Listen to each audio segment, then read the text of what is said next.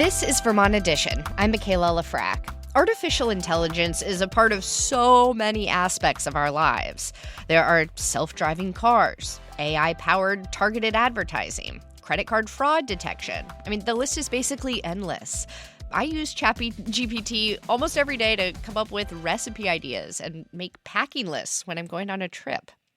Increasingly, people are turning to AI chatbots for mental health support and therapy as well. I mean, it makes sense. For every one mental health provider in the United States, there's about 1,600 patients diagnosed with depression or anxiety. Talking to a chatbot is free, you can do it anywhere, and there's no wait list. Today on the show, we're going to explore some of the benefits and the risks of AI therapy. Later in the hour, we'll talk specifically about kids and teens who are using AI chatbots for mental health support. But first, I want to tell you about something interesting that's going on over at Dartmouth College in Hanover, New Hampshire. Dartmouth researchers recently concluded a first-of-its-kind clinical trial. Not for a new medicine, but for a therapy chatbot powered by generative AI. They looked at how people interacted with the chatbot and how they felt afterwards. The results were published in a peer-reviewed journal in March of this year, and they found, in short, that users of the bot who had been diagnosed with clinical depression, anxiety, or who were at risk for an eating disorder experienced significant improvements in their symptoms, comparable to trials with human therapists. Here to tell us more is Nicholas Jacobson, the study's senior author. He's an associate professor of biomedical data science, psychiatry, and computer science at Dartmouth. He directs the AIM High Lab at Dartmouth, too, which stands for AI and Mental Health Innovation in Technology-Guided Healthcare. Nick, welcome to Vermont Edition. Nick, do we have you with us? Yes, can you hear me now? Sorry yes, about that. Yes, we can. No problem. I think my phone auto-locked, but thanks for having me. The limits of technology immediately on view. There you go. So before we get into the result, the trial and the results, tell us about your background. You were a clinical psychologist psychiatrist, for many years. What led you to start down this research road where you're looking at mental health and AI's applications in that realm? Yeah, thanks. I am a clinical psychologist by training. The type of work that I do really put me in clinics that were fairly large in setting and in ways that, and sometimes in what are, if you look at maps of the United States, there's different high resource settings and lower resource settings where there is essentially fewer mental health providers. And some of those were in like the highest resource settings. So like one of them was in the center of one of the largest hospitals in Boston, for example, where I was part of a clinic, and the waiting list for that clinic was over a year long. Wow. And so one of the things that I think really got me very interested in this area is actually how big the gap is between folks that are expressing interest in obtaining care and then actually being able to receive that care. The gap is pretty sizable, and it takes a lot just to even get to that point. So I think that's a lot of what got me very interested in technology-based interventions, is the really sizable gap, being able to access care. Access to care. Okay. And listeners, if this is something that you have personal experience with, or you have questions about this clinical trial at Dartmouth we'll be discussing today, you can give us a call at 800-639-2211 or email vermontedition@vermontpublic.org. And Nick, apologies for mixing up psychologist and psychiatrist. I can guarantee that I will do that 7 more times during today's show, but I'll do my best. So the chatbot that you all were studying is called TheraBot. How does it work? Who developed it? It was developed by myself and a team of folks at Dartmouth. Essentially, they're Michael Hines and I kind of led this work. He's a licensed psychiatrist, and then we have a team of over 100 folks at Dartmouth over the past 6 years that have been developing it. So we've been actually working on this for a really long time, relative to a lot of folks that are kind of getting interested in this kind of field. So the team has spent over 100,000 human hours in trying to develop the system. In terms of how it works, these models learn by example. Essentially they learn from different example data that they try to then emulate and then predict what the next kinds of responses should be. It works at like one word at a time, trying to predict what the best word would be that would be based on the example data that you've given it. And so they work in, like, if folks have had used or accessed ChatGPT, they're similar in function, in that it's similar to ChatGPT in function, meaning it's a chat-based interface. You'd put something in and you'd get a response back. The response is kind of dynamic and is based on the input, but the form is very different. And what we're trying to actually do is deliver really an evidence-based response for mental health that's very personalized to them. So in that way, fairly different from kind of these general purpose AI tools.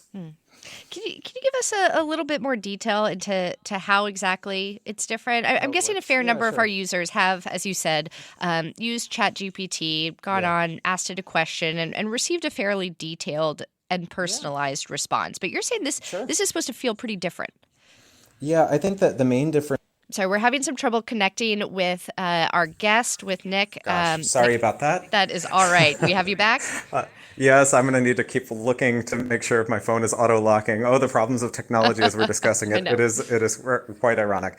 Okay, so in terms of the medium of things, of how it's different, the main difference is what data it was trained on and how that is different. So most of these models were trained on the entirety of the internet.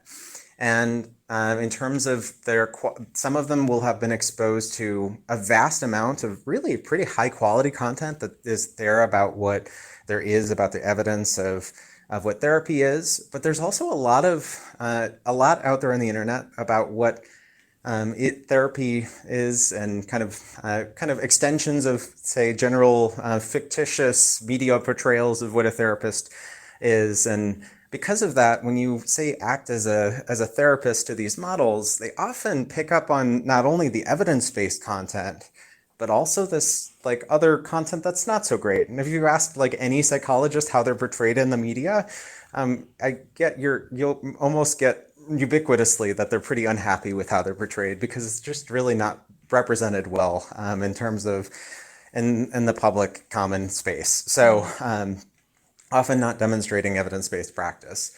So with this, I think really what we're doing is trying to train these models to actually address these types of mental health concerns. So we targeted in the trial anxiety, depression, eating disorder symptoms, but we've trained Therabot to actually treat pretty much every common mental health concern with an evidence-based strategy. And in doing that, it actually is ready to essentially address things in a much more evidence-based way, meaning it's not just going to provide you a response that's personalized, but it's actually going to be grounded in science, something that has been shown to work and is unlikely to be harmful for them. So that's, I think, one of the biggest differences. A lot of these models will act in ways that sound super fluent and sometimes even feel helpful when they can be harmful. And so that's one of the things that's, I think, a big differentiator between what we're doing and what a lot of the companies are doing is, on top of the different data, a lot of the optimization process for how these companies are optimizing a lot of their models. We're having trouble connecting with our guest, Nick Jacobson. Nick, what we're going to do is have you connect with us by phone. We're going to take a short break here. Our producer's going to call you. This is the beauty of live radio. You're certainly not the first to have this happen.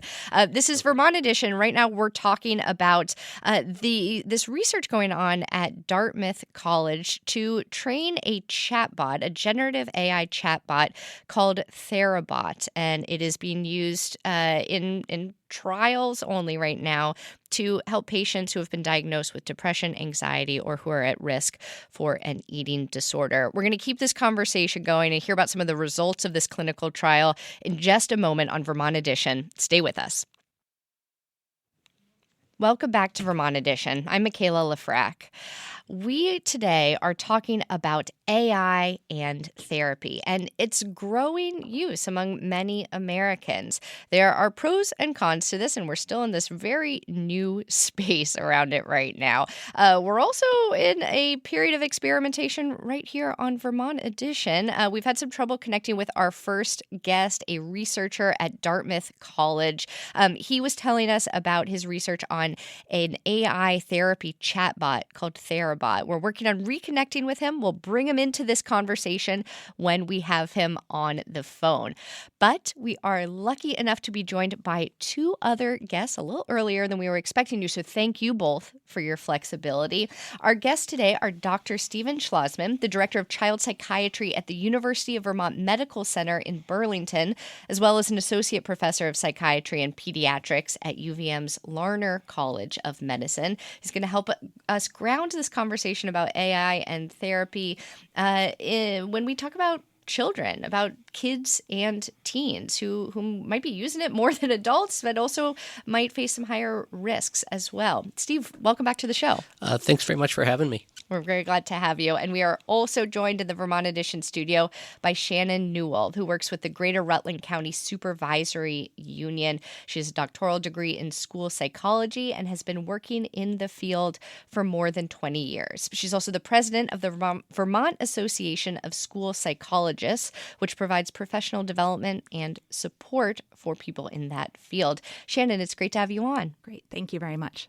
And you are welcome to join this conversation as well. 800-639-2211 is our number. So we were talking a little bit in that first segment, what we could hear of it, about the major need for mental health support and how there aren't enough practitioners to meet demand. Steve, what has your experience been of that working here in Vermont? There aren't enough practitioners. Okay, it's true. Yeah, I know. It's a tight market. Vermont's a really special place, but the availability of mental health care tends to be fairly pocketed in Burlington, Chittenden County, for example, a little bit down around the Upper Valley where the gentleman before is from, and then a little bit in the south. It's the same around the whole nation. So Vermont faces this uniquely because it's a smaller state with less practitioners, but it's not that different even in large urban areas where there's just more people. So the need is very big, and we've been talking about the need, we in the profession, since before the 2000s, the 1990s was when the Surgeon General did the first report. Because we talk about it with the pandemic a lot. Like we saw this surge in need for mental health support, both among kids and adults. But you're saying this existed way before that. Yeah. The pandemic poured kerosene on an already existing fire. Ooh. Like it got worse, but it was pretty bad. Yeah. And Shannon, you work specifically with school counselors. Are you seeing these same trends as what Steve's describing in the school realm specifically? Absolutely. So we do see the needs pretty significantly with our students. Again, I work pre-K through 12, and, unfortunately, we have, a huge need for students with mental and behavioral health services that cannot access the services that they need, either in the school or outside of the school either. So oftentimes, as Steve was saying, the wait lists are incredibly long. We also have schools that don't have mental and behavioral health providers within the schools. For example, the recommended ratio of school psychologists to students is 1 to 500. And in the state of Vermont, we're at about 1 school psych for every 970 students. So we're almost double. Wow. The recommended ratio for school psychologists, and then similarly school counselors. So the 3 schools I work in, 2 of them have mental and behavioral health providers, but the third one does not. And so for those students that need services, they're not able to access them. And that's unfortunate. Yeah. So there is this real need for access to care. We do have our other guest from Dartmouth, Nick Jacobson, back on with us. Nick, we were just talking about what you had brought up at the beginning of our conversation earlier this hour about how your work is being driven by this need for access to care, and you've developed this therapy chatbot called Therabot, and I have been dying to know what the findings were of your study. Yeah. So we did the first randomized controlled trial of the generative AI chatbot really made for mental health, so really specific to this. We did a study where we conducted this trial by essentially randomizing folks to receive access to Therabot or to be on a wait list to receive access to Therabot, but otherwise able to access other forms of treatment should they so choose. And then we compared kind of the outcomes at 4 weeks and 8 weeks thereafter. Essentially, the results we saw when folks were using this is that they had really large reductions in their depression symptoms, their anxiety symptoms, and their eating disorder symptoms. All of the groups across all outcomes were statistically significant, so great large effects that in terms of the effects of what we'd see, like how we look at these things that would be comparable to the effect sizes that you would see in kind of how effective in-person care could be actually delivered over a longer period of time. So really strong early signal that this could actually work for folks. I think some of the things that were also really surprising about the trial is we measured two other pieces. One is engagement. So in other digital types of applications, engagement is often a really huge problem. Most folks that would install an application meant for some type of intervention for their mental health will be gone within the first couple of days and won't have interacted with it all that much in that period of time. We saw really this high rate of sustained engagement, essentially meaning that they got an effective amount of usage on average for about 6 hours over the course of the first this little period of time, and then because of that, they would have gotten about 8 sessions worth of interactions with Therabot. So that's actually a pretty sizable dose for a digital intervention. And and just to clarify, they opted into spending that amount of time on it. The trial didn't have parameters for how much time.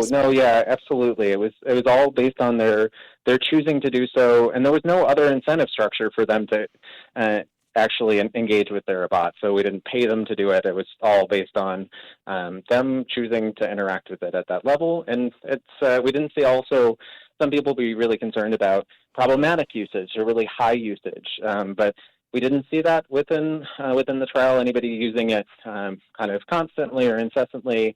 And I kind of wouldn't have expected that based on how we really trained it, but that all was with good signs there. One of the things that I think was among the most surprising findings to me was the therapeutic alliance was actually really strong. And this is like the bedrock of all of how psychotherapy works, is the ability to get together with a provider, trust that provider, and work on a common goal together. We measured that relationship, the relationship between folks that are interacting with Therabot, the participants in the trial with Therabot, which is like the same measure that is normally given between an individual patient or client with their real human therapy provider. And we gave that measure to them and saw numbers that are like nearly identical to what the outpatient norms would be of folks interacting with their real human provider in outpatient settings. And so that's actually a really strong sign that folks were not only interacting with the technology and benefit from it, but actually able to form strong bonds with it that promoted these potential positive outcomes. Well, I have a question about that. So, because I saw in this Dartmouth write-up of your research that the first author who you worked with, Michael Hines, who's an attending psychiatrist at Dartmouth Hitchcock, said that the results are promising, but, quote, no generative AI agent is ready to operate fully autonomously in mental health, where there's a very wide range of high-risk scenarios it might encounter. So talk to us about that, because it does seem so promising that people can create a real connection with these chatbots, but there sounds like there still needs to be some sort of oversight from humans. How would that work? So within this trial, like this was the first of its kind. It's so new that we wanted to try to take a very measured approach to how we actually rolled it out. So within the trial, we monitored every message that was sent to or from the bot in near real time, just to try to make sure that if anything went, there was any crisis situations that came up, or if there was anything that the application actually said to the user, the bot actually said to the user that we needed to intervene, we could. That said, I think within the future, we've developed a lot of essentially models to try to predict when we would need to intervene with a human, and I think they're really at any level, mental health support should have human oversight of these types of at least crisis periods. So if folks are interacting with a chatbot and really engaging in something that might be really a crisis period for them. We've tried to train TheraBot to actually deliver crisis care, escalate the care, so have a crisis button that flashes that has direct access to immediate crisis services. But then also this would allow humans to actually get involved and try to really interact with the end user to try to keep them safe. So in a lot of ways, I think that in a really a well-done system should be part of the plan, because I think omission of that wouldn't really lead to the best clinical outcomes. We have one question for you, Nick, before we let you go. Javier is calling from Springfield. Javier, go ahead. Am I on the line? Yes, you are. All right. Yeah, I think people kind of look at AI like it's magic. And a lot of these new technologies being introduced, everything gets started as a convenience. And then it eventually turns into a requirement to access and need this kind of care. We're turning over a lot more personal information to entities that are less and less regulated. I think anybody can see the problems with Doge, their access to our personal information and how that affects us. And so it sounds like, Javier, I'm sorry to jump in, but our guest is about to have to head off, and I want to make sure he can answer your question, which sounds like it's about security concerns and sharing this really personal, private information with a relatively new type of technology. How did that come up in your research, Nick? Thanks. That's a great question. And actually, I think this type of data, really, you should think about who you're actually acting, like the companies that are owning or hosting these models, like what they might be doing with the data and what the data use agreements might be when folks are signing up with. I think a lot of people are not doing. In terms of our platform, it's a HIPAA compliant platform through Dartmouth servers. So in a lot of ways, like, we don't give access to the data to anybody but the research team. So in that way, it's a highly secure environment, and that these models can be done and trained and deployed in a way that they don't ever have any kind of ability to release in any way that's different from other technology. I think a lot of the standard practice and a lot of the settings is actually to then use these types of interactions as training data in the future. That's what a lot of companies are doing. And I think that's part of the many risks that can happen with privacy and security during these times. Well, it's exciting to hear about research in this area going on in our region. Nicholas Jacobson, thank you so much for joining us today and telling us about your work on TheraBot. Thanks for having me. Nicholas Jacobson is an associate professor of biomedical data science, psychiatry, and computer science at Dartmouth College in Hanover, New Hampshire. We are also joined this hour by Dr. Stephen Schlozman, the chief of child psychiatry at UVM Medical Center, as well as Shannon Newell, who is the president of the Vermont Association of School Psychologists. Okay, I got to get your thoughts on this.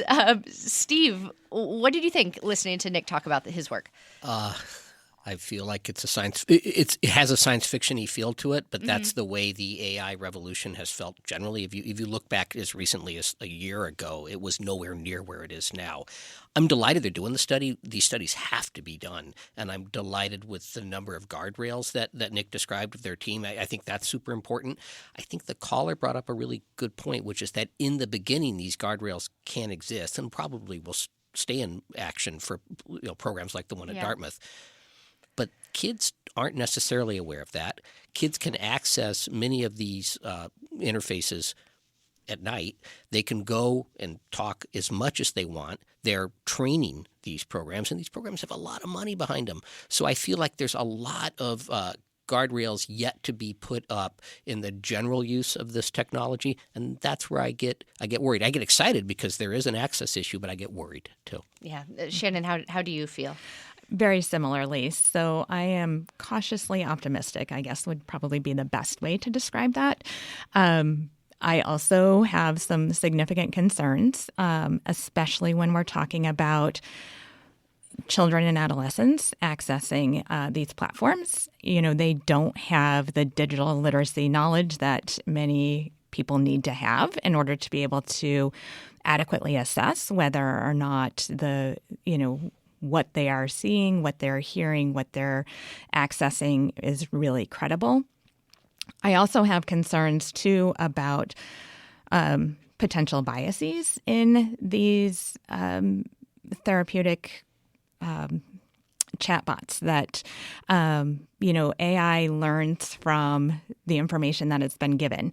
And even though we as humans also have biases, right? There's going to be some inherent biases that occur, whether it is through our historical research that is being fed to the AI, whether it is how the algorithms that are developed and who develops those algorithms. And so thinking about how that happens and what biases feed into that as well. And then also the user interaction bias. So how that information gets utilized too.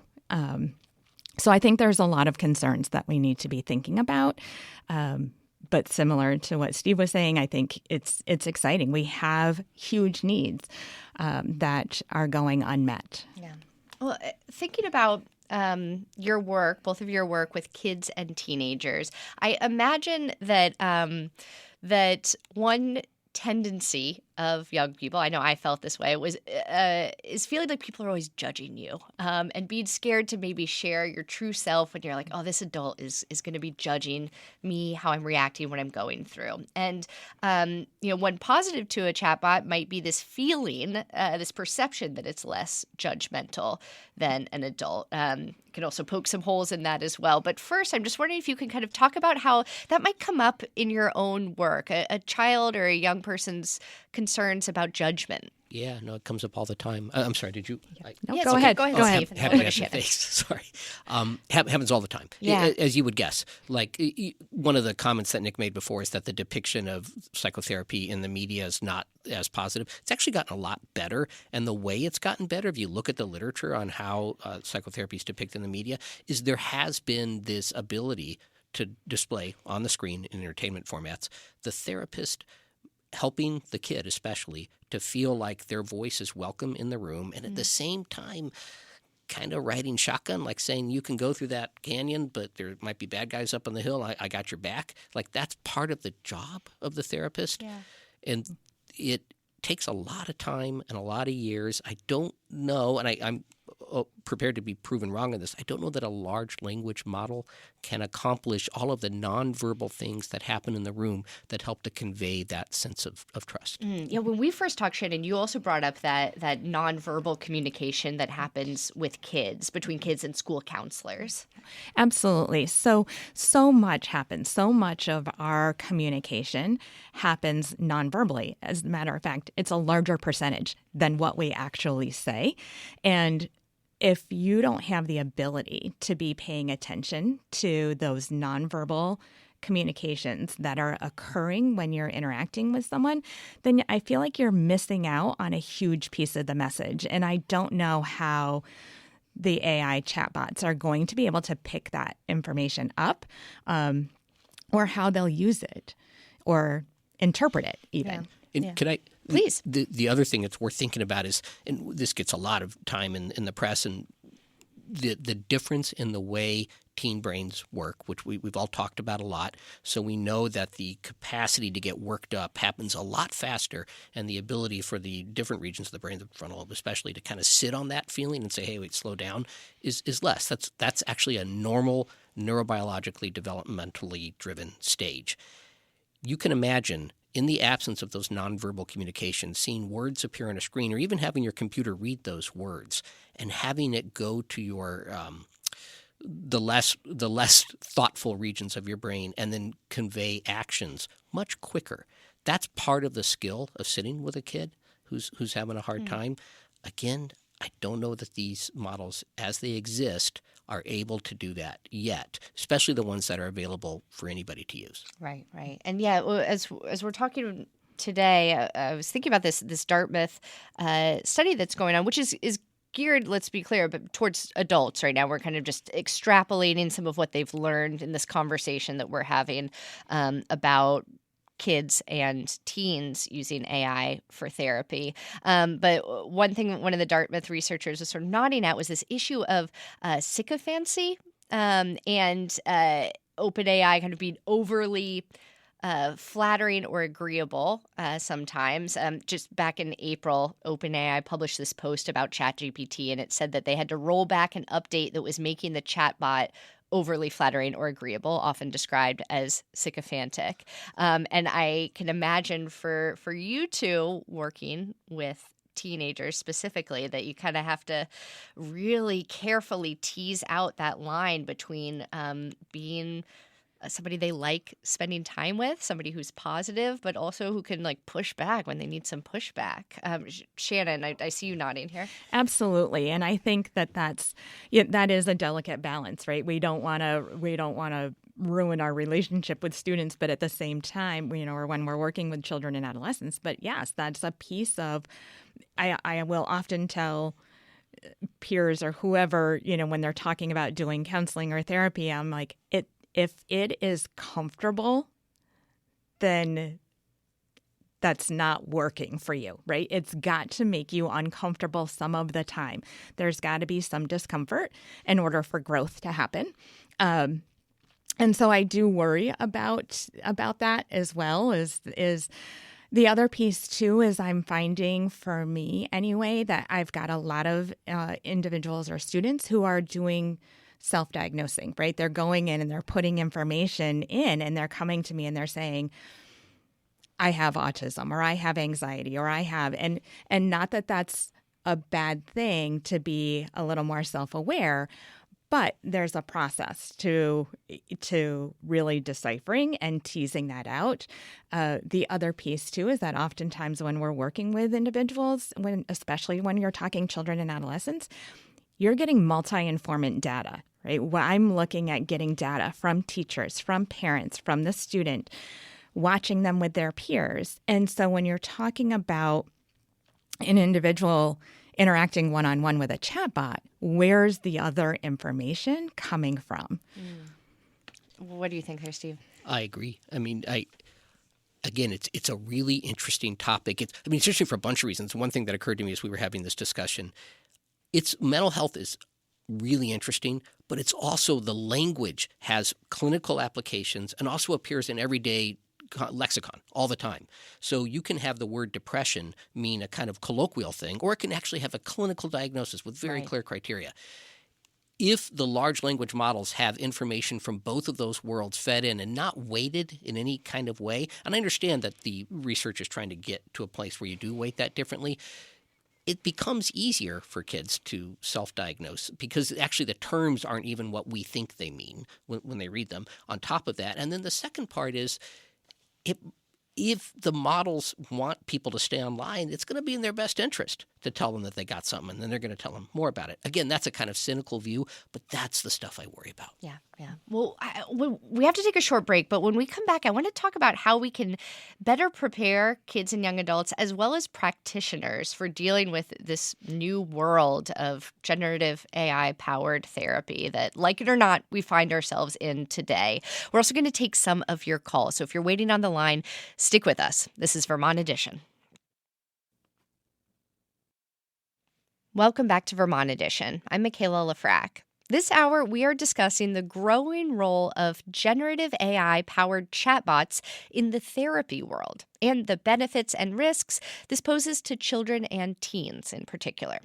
Our guests are the University of Vermont's Chief of Child Psychiatry, Dr. Stephen Schlozman, and psychologist Shannon Newell, who is the president of the Vermont Association of School Psychologists. We have John, who's been waiting on the line with some thoughts. John in Burlington, go ahead. Yeah, hi there. I've used ChatGPT and some therapy bots just a little bit, and I feel like therapists, as much as they try not to bring in their own bias from their own experiences, maybe it's trauma-based or whatever, and I feel like the benefit of AI is that it's not bringing in such specific bias, so I feel like there's a trust level that's gained that might particularly be good for a younger audience.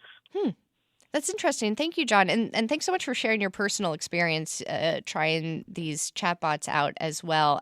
Shannon, John's comment that brings me back to what you were saying about how little we still know as average lay people about what's being used to train some of these chatbots. Absolutely. And so I think that's where, as people develop these, these therapies, these chatbot therapies, the transparency is really critical. And there isn't oversight yet about what has to be portrayed to the public so that you can be an informed consumer of these programs. And so I think that that's what's really important. We know that research that gets published in peer-reviewed journals are oftentimes the research where there were significant results, right? But then what else does it leave out? Or is it research that has predominantly been done with certain populations but has left out the more marginalized or minoritized populations? So I think that And I agree that we all have our own biases, too, that we bring to the table every time we meet with somebody. So there's no doubt about that. And I think as individuals providing therapy, we have to be mindful of that. We have to be self-reflective of that on a regular basis. But I do think that those are things that, again, the developers really need to be thinking about and having conversations about. Yeah. So when you're talking to your colleagues, Steve, over at UVM about this point that John's bringing up about the bias that we inherently bring to any conversation, how do you all talk about that? Like how to be very transparent and open with kids and teens you're working with and families? It's such an important issue, and it's something you never stop working on. That's the nature of being human, really, which is ironic given that we're talking about AI right now. But the hope would be there's a literature, I'll back up, on the artificial intelligence formats for psychotherapy, bringing the very biases that we humans who have programmed it or populated its stuff through the large language models also show that bias. So we are always checking ourselves. I mean, almost the definition of bias is you're not aware of it when you express it. So you actually rely on your colleagues. You got to hang out with people. You talk about different kids that you're seeing in confidential and protected ways. But that's a big part of being able to take care of folks. If you don't have that, or if the chatbots don't have some artificial intelligence equivalency of that, the bias goes unchecked. And if the bias goes unchecked, then you end up doing some potential damage. And remember, psychotherapy is a treatment. It has risks, it has benefits, it has side effects. We're always guarding against those. We're always hoping to spot those when they happen and then to learn from it, not the least of which is to give informed consent, as you were mentioning. Yeah. So. Well, let's take one more call here. We have Far, who is in Brattleboro, on the line. Far, go ahead. Hi, thanks for taking my call.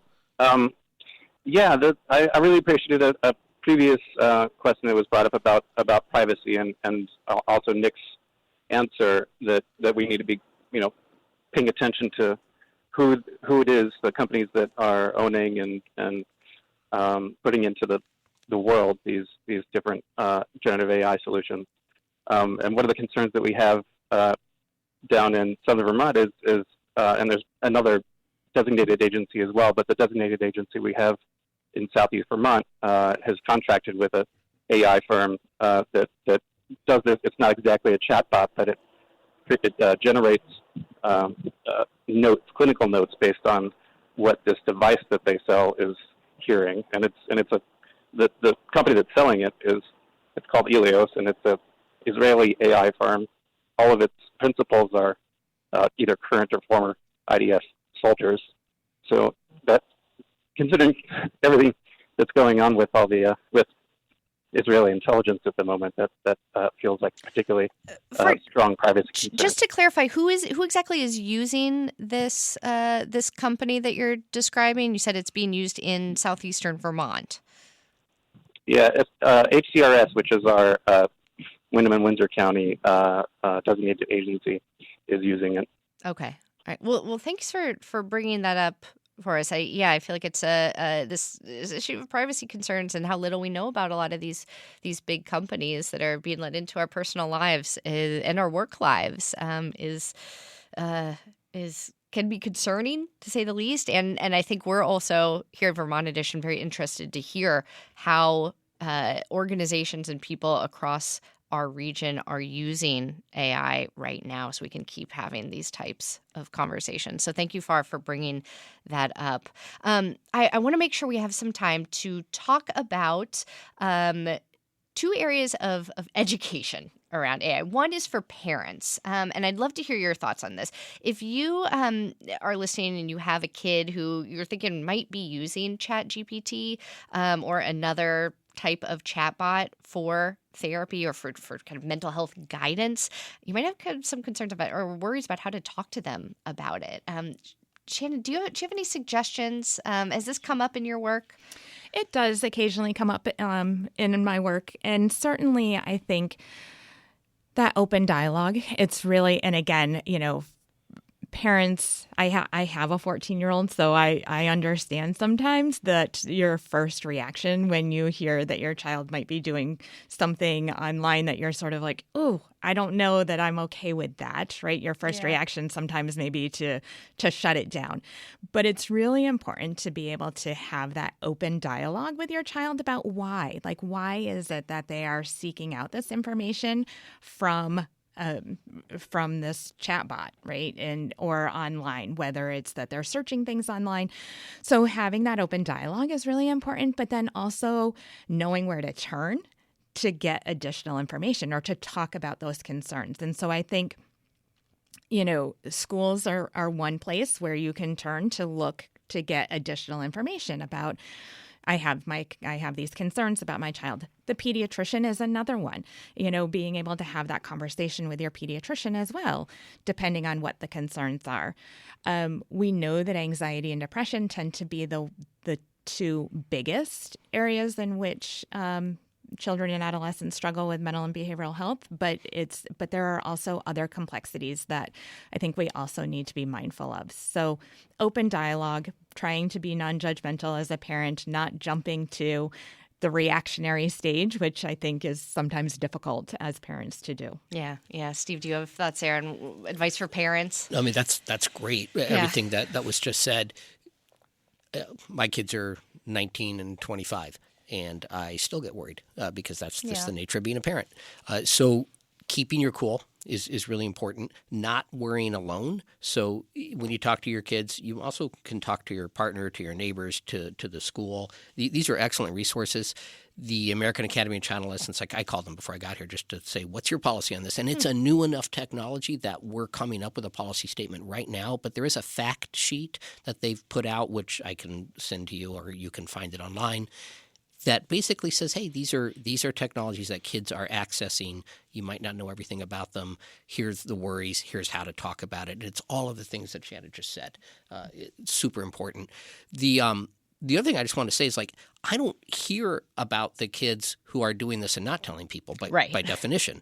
I do hear about kids horsing around with it a lot, feeding really kind of creepy, like deliberately. Kids are kids, right? So they're going to put creepy stuff in and see what kinds of responses they get. And then I spent a fair amount of time on AOL chat rooms in the 90s in my computer room alone at night. And it's some weird conversations. And I feel like this is just the next generation of that. Absolutely. So the reason I bring that up is some of the teaching that we're going to do, the computer hygiene, the online stuff, it's going to come from the kids. Mm-hmm. They're the ones coming of age with this technology. So we have to involve them, but at the same time, we have to remember they're still the kids.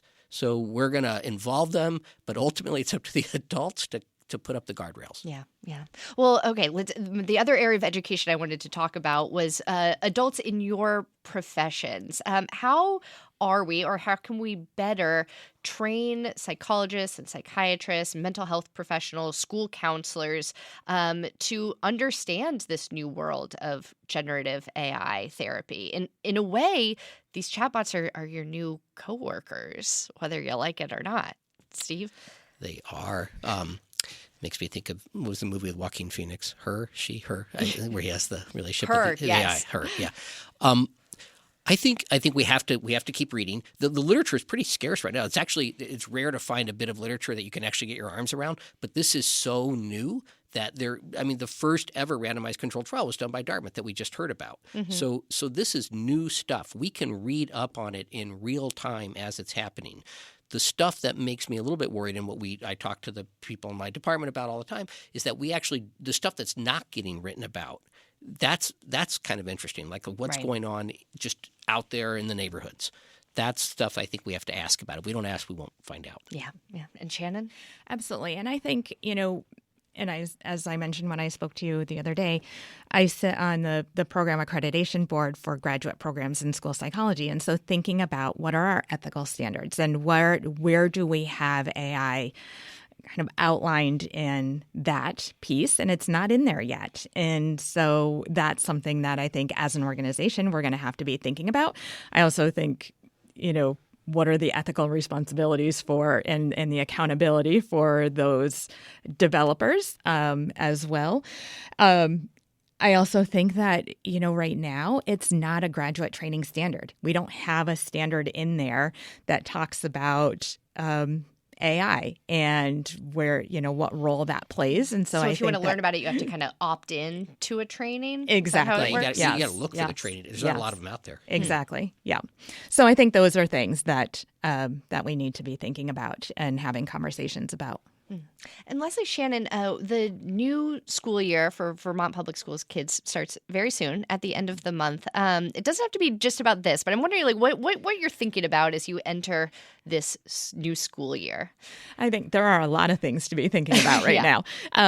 I think, there are... Recently, I read The Anxious Generation, so thinking about that and the impact of social media.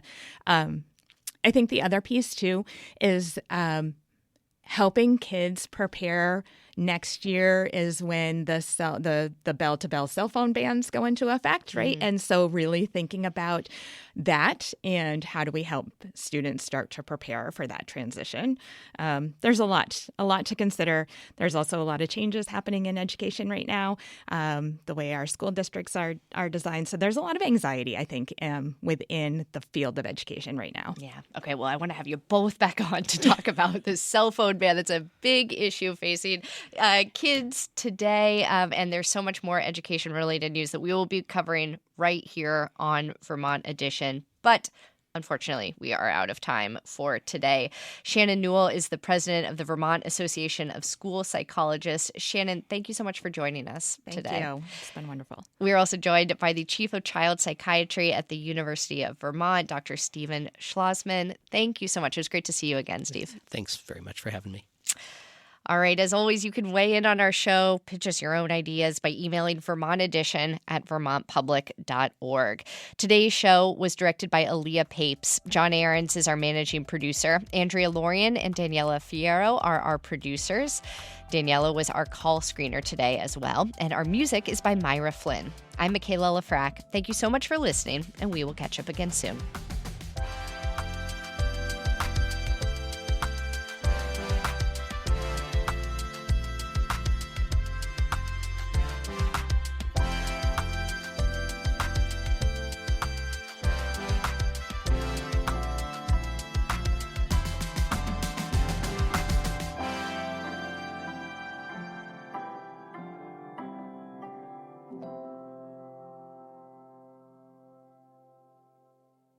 These days, there's so much news, it can be hard to keep up with what it all means for you, your family, and your community. The Consider This podcast from NPR features our award-winning journalism. 6 days a week, we bring you a deep dive on a news story and provide the context and analysis that helps you make sense of the news. We get behind the headlines. We get to the truth. Listen to the Consider This podcast from NPR.